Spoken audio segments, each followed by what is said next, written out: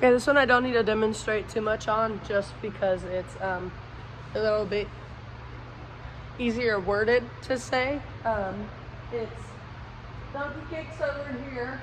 It does say on the table on the paper that I sent a picture of, but I was not thinking when I said that, especially with it being meet week. So I'm gonna cross it off and put with the box. So please don't use the table if you are setting up on a day that isn't today, just because I really don't want you using the table. And I put that there as, I don't know why I put that there. Not gonna lie, I don't really have a reason. I think I just did it and didn't think about it. So just so we don't end up having to accidentally bump into each other or whatever, or one of the groups of team needs a table and you then need a box because there's no table and then there's no box. We're just gonna use it so the box is being used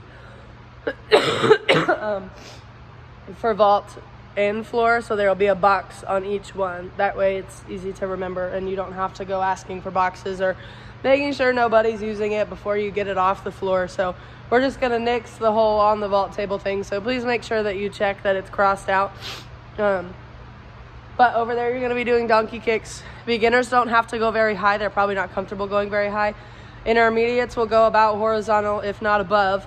And then advanced needs to be going at least a handstand, and you're welcome to do any sort of variation with that one. If it's too easy, like step down and then jump to handstand, or run a little bit in front of this, like maybe on the line or something, and then jump onto the mini tramp and then go up into a handstand. Totally up to you, especially since they're advanced. The next one, I'm just gonna go through and demonstrate them kind of right here by the wall, but it will be right over here by this pole in this little area right here. So they're just going to block off the wall. So all they're going to do is stand here for a beginner, and all they're going to do is fall and block the wall with their wrist. They can block without moving their wrist, but it's a lot harder to understand, and they're going to want to move their bodies. So if you tell them to block and push away with their hands, it'll be a lot easier. Intermediates, they will go and their arms will come away from the wall every time. So they have to block. Oops. Uh-oh. Anyway, they have to block the wall and bring their hands away from the wall each time. That way it's getting them to understand the specific movement a little bit easier. And then advanced will just do handstand shrugs against the wall. So get up into a handstand with their belly against the wall, and then they will just shrug that way. This one we've used before, so very easy. I won't have to demonstrate. This one you can kind of leave up to your class. There are some beginner classes who have had really good teachers who have taught, been very diligent with how this is supposed to be done, and so the beginners are able to add the straight jump.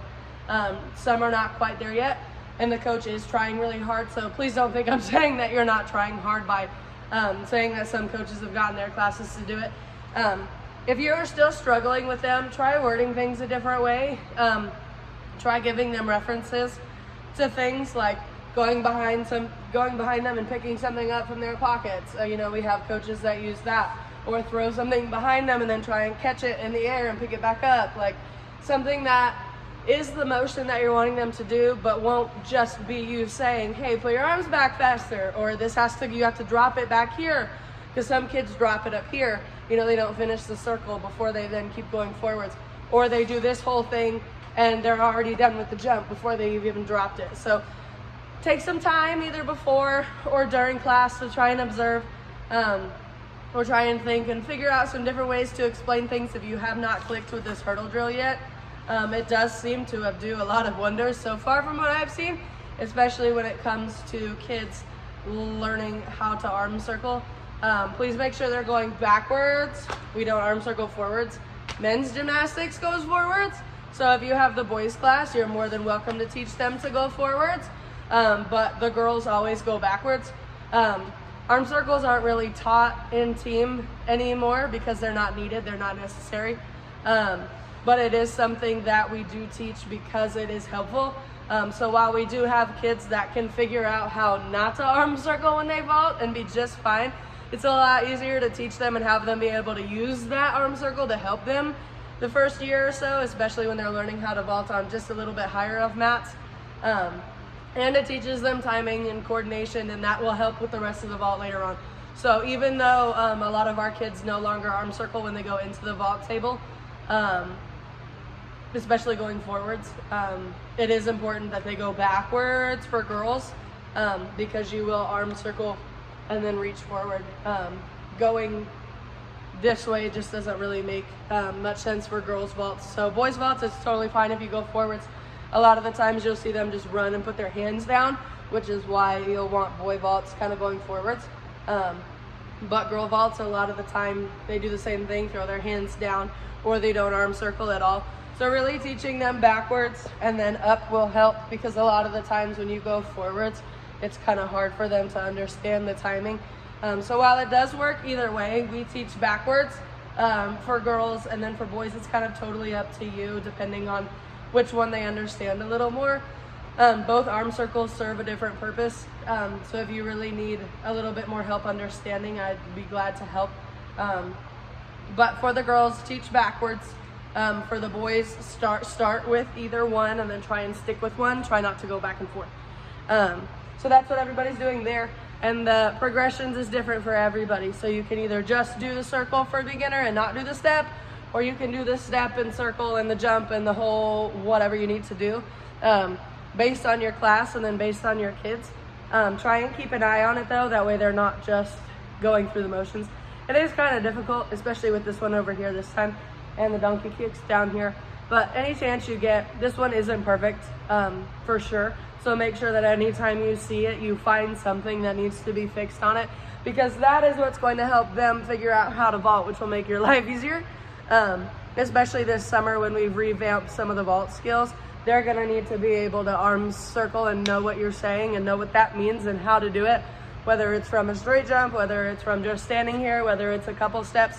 Okay, that is the primary skill that's going to make or break how they learn how to vault and how easy it is, especially during rec classes. Going towards the more advanced classes later on. Really mastering that in beginner and intermediate will help make your lives so much easier later on, and theirs when they go to learn their skills. So the next one, I know I talked a lot on that one. This one is just with the weight. This one, I believe everybody's doing the same variation of something. You're going to do weighted shoulder shrugs, standing, weighted standing shoulder shrugs, and then they're going to do sets of them in advance. So when you do these, what I like to do, depending on their shoulder flexibility, you do not want them moving in a way that does not look natural. So if they're standing here and they're like, you want their hands to be close to the wall, so you want them to be able to feel the weight move up and down the wall. But if I show you how I'm standing right now, my back is like in a huge arch, because I physically cannot get my arms back. I never have been able to, back behind my head to keep my back straight. My back and my shoulders are not flexible whatsoever. So if that would be my case, and I could not stand here flat against the wall and get my hands flat against the wall with the weight also, I would then need to turn around. So my toes are on the wall, my nose is on the wall, and my hands are against the wall. So now I'm standing like this, which is more of a flat line than what that would be. So if you see them and they physically cannot stand on the wall with their back flat, it's okay to have them turn around and go this way and shrug this way. Totally up to you and them. If they cannot do either, it's most likely just because their core and their body alignment is not quite strong enough yet. If for whatever reason a 5 is too heavy, you're more than welcome to grab a 3. We've used the 5 several times before and it's been totally fine because they're using both hands. But if you feel like they can only do 1 or 2 of them at a time, then you can go grab a 3. That's totally fine with me. But that may be too easy. So there's the fine line of, okay, do we lower the number a little bit and get them to do it, or do we just go give them an easier option? So it'll depend on each kiddo and how much they weigh and how tall they are and their strength and all that. So it'll kind of be your judgment call. But again, try and assess before class fully starts or at the start of vault, so you're not halfway through this and being like, okay, that's not working, and have to leave your class to go get a weight. try and see their sizes, you know, before we start. And even if you think one might not be able to do it, go ahead and grab it from the closet and bring it over here and set it down, because that may help somebody else's class also. But I know that the first one probably won't need a 3-pound, so I'm not gonna go ahead and get that out now. It'll kind of just be your judgment call from there on. So that'll be over here. And then these last 2 stations over here, the band for the running is up against the wall, or up against the pole that's on the wall here in a second. I'll show you what that is. But over here on the springboard, when I say run, probably about a little bit past the blue pole. You don't want them running from all the way back there. They're not gonna be able to do it right quite just yet. So making sure that they don't run too far, plus that'll push the stations back and people get bumped into, and then kids will get annoyed, and then everybody's arguing, and you don't want to do that. And then you can't really tell whose turn it is. So if you keep the line kind of small, it'll be easy. So for beginners, they're going to do, let's see. Oh, they're going to swing their arms and straight jump off of the springboard onto 2 8-inches. So they're going to swing their arms like so, swing, and straight jump off of the springboard. It's really boring, but if they cannot jump through their legs and have enough power, there's no need for us to add a jump in front of it. Whoop. There's no need for us to add a jump in front of it or a run in front of it, because their legs aren't even going to be able to get them that high. So why would we progress them to something that would make things a little bit easier if they can't do the root skill itself? So root skills are the very, very baseline of what something is supposed to be. So this would be straight jumps. So if you cannot do a standing straight jump, doing a running straight jump is going to be extremely difficult, because while yes, you may be able to run and jump off that board, you cannot jump straight standing. So you're going to have to use your momentum going a totally different way when you run. So jumping is not going to work. You're going to fly forward. Your legs aren't even going to be straight. Your arms are going to be by your ears, and it's not going to work. So even if they say they're bored, if they cannot do it every single time in a row, you can let them know that they haven't mastered it yet. And once they can do it every single time in a row during a class, then you can let them move on.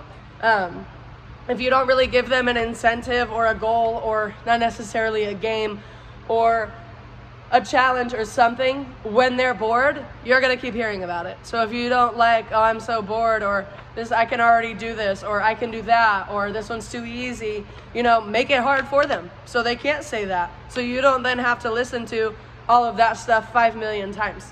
While yes, they can do it twice, if they haven't done it every single time, you can tell them that they don't have it quite down yet, and that you expect them to have it every single time in order for you to then be like, okay, you can move on.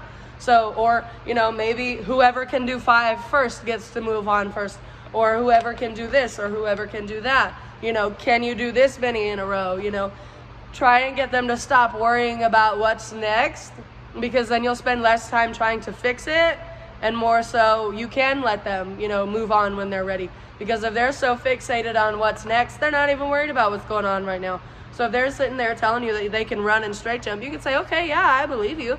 I totally think you can. I don't think that you can't, but we have to get this completely 112%, no problems with it whatsoever, before I can let you do that. That way I can mark your skill off, and I can let you do all of this extra harder stuff and not just what's next. Because if they can do the root skill of something, then they can progress on to so many other things, and not just the one thing that's next that they're worried about.